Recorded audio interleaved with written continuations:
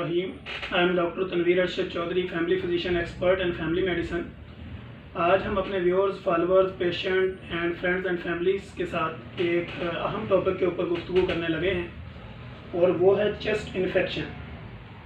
गर्मी हो या सर्दी हो, इस मौसम में हम देखते हैं कि जितने भी पेशेंट हमारे पास आते हैं, विजिटिंग पेशेंट है या रेगुलर पेशेंट है, तो उनकी एक कंप्लेन होती है और वो है chest infection.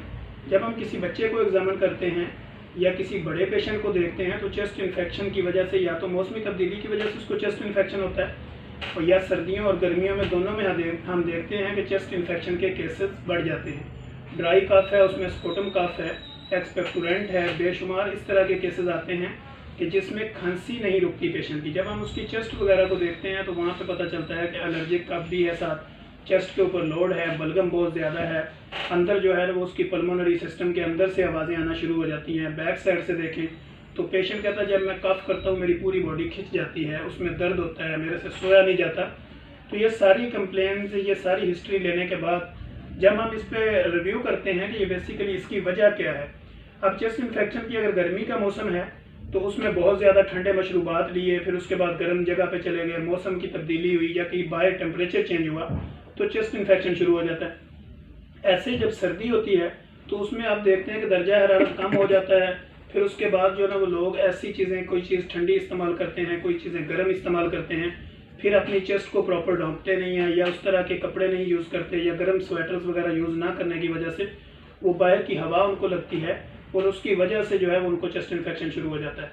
Basically chest infection की और भी बेशुमार वजूहात होती हैं, लेकिन ज़्यादातर जो कॉमन पाई जाती हैं वो ज़्यादा मौसम की चेंजेस की वजह से है, ठंडे मशरूबात लेने की वजह से है। सर्दियों में वो तुरस्त चीज़ें वगैरह लेगा या वो सूप वगैरह ज़्यादा इस्तेमाल करेगा, इस तरह की कई चीज़ें लेगा जिससे उसके गला ख़राब होने के चांसेस बढ़ जाते हैं, चेस्ट इन्फेक्शन के चांसेस बढ़ जाते हैं।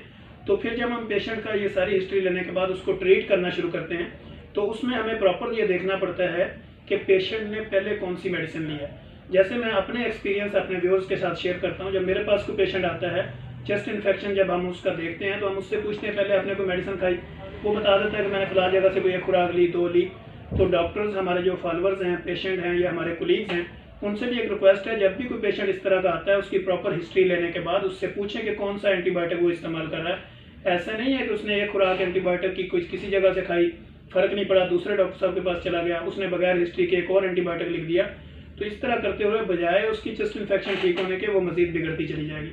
लिहाजा पेशेंट की प्रॉपर हिस्ट्री लेने के बाद उसको ये बात उसको समझाएं और उसको गाइडलाइन दें।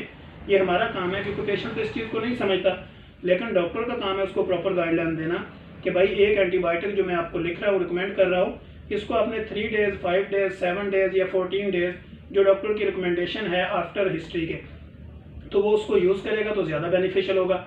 अगर वो बार बार ग्रुपेज चेंज करता जाएगा तो एंटीबायोटिक भी बेअसर हो जाएंगी और इस तरह पेशेंट जो है वो बढ़ता बढ़ता उसकी तकलीफ भी बढ़ जाएगी, उसकी खांसी वगैरह भी प्रॉपर तरीके पे फिनिश नहीं होगी। तो हम अपने पेशेंट की हिस्ट्री के मुताबिक जो अपने एक्सपीरियंस है वो अपने फॉलोअर्स, पेशेंट, डॉक्टर्स, कोलीग्स और पैरामेडिकल जितने भी हमारे लोग हमें देखने वाले उनके साथ ये शेयर करते हैं कि प्रॉपर हिस्ट्री लेने के बाद ही चेस्ट इन्फेक्शन का ट्रीटमेंट मुमकिन है। जैसे आज के मौसम में अगर कोई पेशेंट आएगा हम उसको कहेंगे कि भाई आप बॉयल एग इस्तेमाल करें, ग्रीन टी का इस्तेमाल करें, कॉफ़ी का इस्तेमाल करें और ये मेडिकेशन साथ जारी रखें तो आपको चेस्ट इन्फेक्शन से जल्द रिलीफ मिलेगा। इसी तरह जब गर्मी का मौसम होगा तो हम उसको कहेंगे ठंडे मशरूबात रोकेगा, फिर वो चावल, बिरयानियाँ, इनके साथ कोल्ड ड्रिंक वगैरह को रोकेगा और नॉर्मल वाटर इस्तेमाल करेगा और बैक वक्त वो एसी से बाहर या बाहर से एसी में नहीं जाएगा तो उसका चेस्ट इन्फेक्शन जल्द से जल्द जो है वो कंट्रोल हो जाएगा। हम इसके ऊपर इंशाल्लाह नेक्स्ट भी एपिसोड बनाएंगे और प्रॉपर कोशिश करेंगे कि मज़ीद भी गाइडलाइन अपने फॉलोअर्स को दी जाए। Thank you so much.